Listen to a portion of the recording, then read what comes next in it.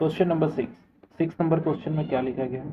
हम लोग को बोला जा रहा है यहाँ पे 6 नंबर क्वेश्चन में कि एक फिगर दिया गया। तो पहले फिगर बना लेते हैं। फिगर कुछ थोड़ा अजीब सा है, तो ठीक से फिगर बनाना है हम लोग को।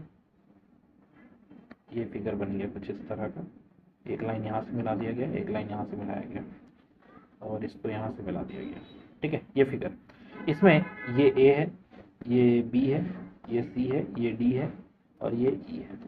और एक चीज़ बोल दिया गया, ये वाला साइड और ये वाला साइड इक्वल है और ये और इसके साइड इक्वल है। ये हम लोग को गिवन है जो भी दिया है।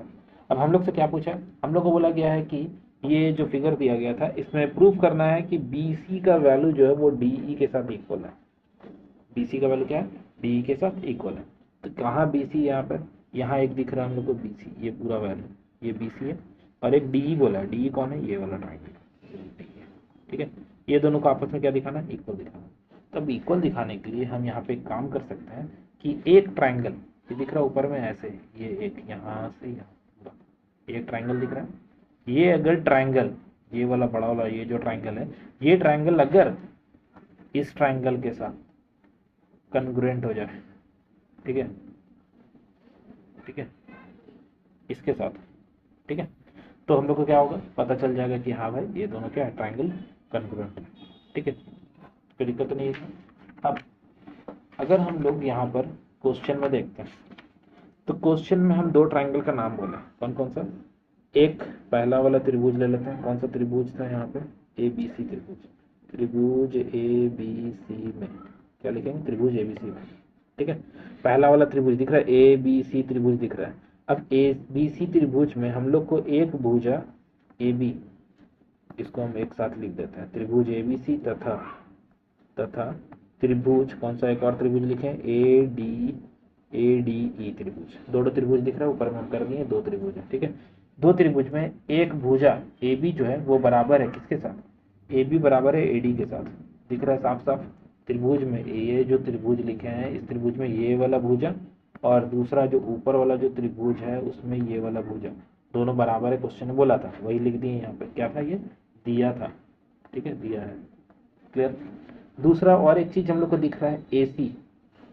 AC जो है हम लोग का, AC वो इक्वल है किसके साथ? AC इक्वल है, AC AE के साथ इक्वल है। ये भी दिया है, क्वेश्चन दिया है। कैसे? देखो यहाँ पे साफ साफ दिख रहा है, ये वाला जो दिख रहा है, ये वाला और ये वाला, ये दोनों आपस में इक्वल। क्लियर है? ये दिया हुआ है। तो भाई हम लोग को तो दो ही दो चीज मिला। हम लोग को क्या, हम लोग को जो सर्वांगसम होने का जो तरीका है, अगर दो भुजा मिल रहा है ठीक है, एक कोण भी मिले तभी ना काम होगा। तब एक कोण खोजना है कि कोण कैसे मिलेगा। तो क्वेश्चन में कोण एक दिया हुआ था। कौन सा कोण दिया हुआ था? क्वेश्चन में कोण बोला था कि ये वाला जो कोण है, कौन सा कोण? यहाँ से BAD वाला जो कोण है वो बराबर है EAC का कोण के साथ। ठीक, तो भाई कैसे बनेगा? ये कोण इस कोण के साथ बराबर है। हमको कौन सा चाहिए? हमको चाहिए BAC पूरा चाहिए। क्या बोला है क्वेश्चन में? क्वेश्चन में हम लोग को दिया हुआ है BAD दिख रहा है हम लोग को, BAD कोण जो है वो बराबर है किसके साथ? CAE कोण के साथ। कोण CAE। ये तो गड़बड़ है ना। हम लोग को क्या चाहिए? हम लोग को एक्चुअली में चाहिए था BAC कोण। कौन सा कोण चाहिए था? BAC कोण। BAC, अगर BAC कोण बराबर होता DAE का, किसका? DAE का, तब काम होता।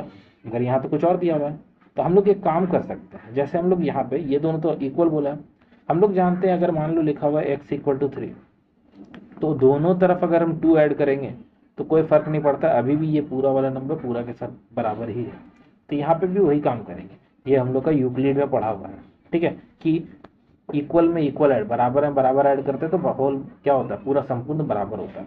तो इन दोनों कोनों में, ये दोनों कोनों में अगर हम लोग एक कोण DAC और इसमें भी कोण DAC जोड़ दें, दोनों तरफ DAC जोड़ रहे हैं, तो सोचो क्या होगा। पहले एक चीज का बात करते हैं यहाँ पे, B से AD ये दिया हुआ था हम लोग को। क्या दिया हुआ था हम लोग को? B से यहाँ से चले BAD ये दिया हुआ था। ठीक है, इसमें हम लोग कौन सा ऐड कर रहे हैं? DAC। ठीक है, BAC दिया हुआ था, DAC ऐड कर दिए, तो क्या मिला हम लोग को? हम लोग को पूरा मिल गया। क्या मिला? यहाँ से ये, यहाँ से यहाँ तक का कोण मिल गया, ये वाला। ठीक है, तो क्या लिखेंगे हम लोग इसमें, हम लोग यहाँ पे लिख देते हैं, ये वाला कोण बन जाएगा बी ए सी। कैसे बना ये वाला भी हम बता दिए कैसे हुआ। ठीक है, सेम चीज दूसरा वाला में, दूसरा वाला का क्या है, दूसरा वाला में लिखा हुआ देखो, हम लोग को क्या लिखा, सी ए ई, सी ए ई ये दिया हुआ है।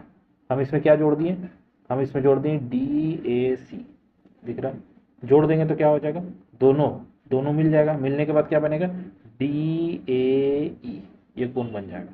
तो इसको हम लिख देते हैं, यहाँ पे क्या लिख देंगे, कोण डी ए ई, ये कोण हो गया। कैसे आया ये वाला, कैसे जोड़े हम बता दिए।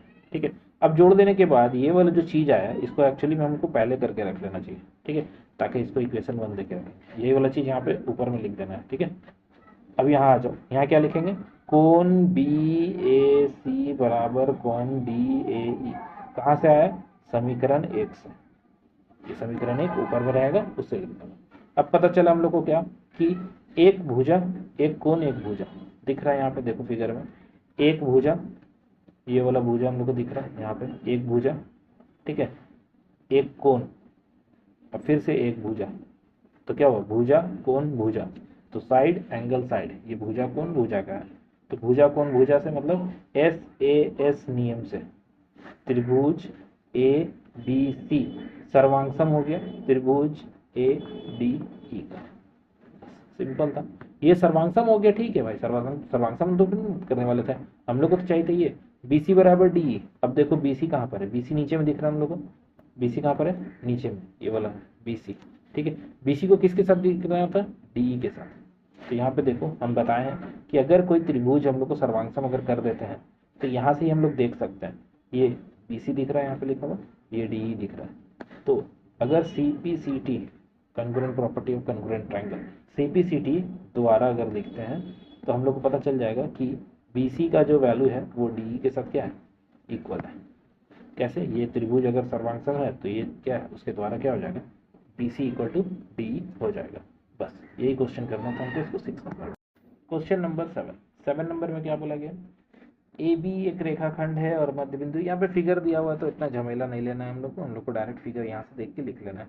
फिगर क्या है, कुछ इस तरह का ट्राइंगल दिया हुआ है यहाँ पे, और एक यहाँ पे कुछ ट्राइंगल दिया हुआ है, ये ट्राइंगल बना दिया। ठीक है, ये ई है, ये ए है, यहाँ पर पी है, और ये है डी, और ये पॉइंट दिया हुआ है बी नाम दे दिया। और इसमें बोल दिया है कि ये वाला जो कोण है, ये वाला कोण आपस में इक्वल है इसके साथ, और एक चीज़ दिया गया है, ये वाला कोण इक्वल है किसके साथ, इस साइड वाला कोण के साथ।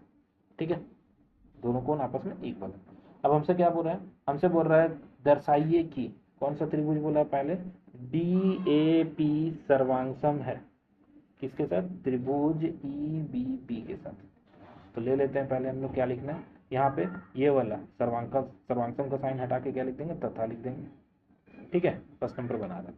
अब देखते हैं, पहले पकड़ो डी ए पी कहाँ पर है, पहले खोज लेते हैं, ये डी, ये पी है ना। ठीक है, चलो ये डी दिख रहा है यहाँ पर, डी ए पी, ये त्रिभुज दिख रहा है यहाँ पर फिर से। ठीक है, ये एक त्रिभुज है। दूसरा त्रिभुज कौन सा है, E B P, E B P, ये वाला त्रिभुज है, दिख रहा है। दो त्रिभुज अलग अलग कलर से कर दिए, दो त्रिभुज दिख गए। तो दो त्रिभुज में सबसे पहले तो हम लोग एक चीज देख रहे हैं कि एक कोण, ये वाला कोण, दूसरा वाला कोण बराबर है, कौन सा कोण, पहले तो लिख देंगे कोण पी ए डी बराबर है कोण पी बी ई का। कहाँ दिया था ना, ये तो क्वेश्चन में ही दिया हुआ है, दिया, अब दिया हुआ ठीक है। अब दूसरा क्या, दूसरा में तो ये वाला कोण दिया था। अब सोचो यहाँ पे हम लोग अभी जो ऊपर वाला क्वेश्चन 6 नंबर क्वेश्चन किए उसी तरह का क्वेश्चन है ये भी।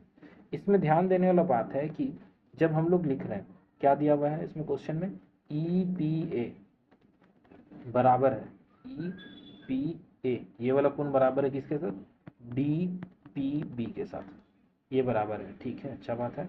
अब देखो अगर हम लोग एक एक करके देखते हैं, पहले ई पी ए कोण दिया हुआ था, ई पी ए में अगर हम जोड़ दें ई पी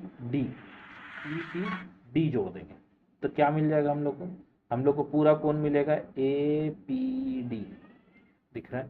फिर से क्या क्या जोड़ रहे हैं पहले देख लो अच्छे से, हम लोग यहाँ पे जोड़ रहे हैं कि कोण ए पी ई, ये पहले से है कोण, इसमें जोड़ दिए ई पी डी कोण, ठीक है। जब इस साइड जोड़े हैं तो उस साइड भी जोड़ना पड़ेगा, उसमें क्या दिया हुआ था, डी पी बी दिया हुआ था, और किसके साथ जोड़ दिए हैं इसको, इसको जोड़ देना सेम चीज ई पी डी के साथ। चेक करो कि क्या जोड़ रहे हैं हम लोग इसमें। सबसे पहले हम लोग को क्या दिया हुआ था, हम लोग को दिया हुआ था ये वाला कोण, क्वेश्चन में ये कोण दिया हुआ था, उसमें ये वाला कोण जोड़ दिया, तो पूरा ये क्या मिल गया, ए ई पी बी पूरा मिल गया, क्या मिल गया पूरा, ई पी बी मिल गया। और इसमें क्या मिल गया हम लोग को, इसमें मिल गया ए पी डी। तो यहाँ पे हम लोग उसको यूज़ कर सकते हैं। इसको भी क्या करना है, समीकरण 1 दे के रखना है, इसको पहले ही क्वेश्चन के पहले निकाल लेंगे। समीकरण 1 लिख लेंगे, क्या लिखेंगे, कोण ए पी डी बराबर है कोण ई पी बी का, कहाँ से आया, समीकरण 1 से। अब तो खाली 2 ही कोण मिला, ठीक है, 2 ही कोण मिला, और कुछ तो मिला ही नहीं। मगर क्वेश्चन में और एक चीज दिया हुआ था कि P मध्य बिंदु है, P क्या है, मध्य बिंदु है।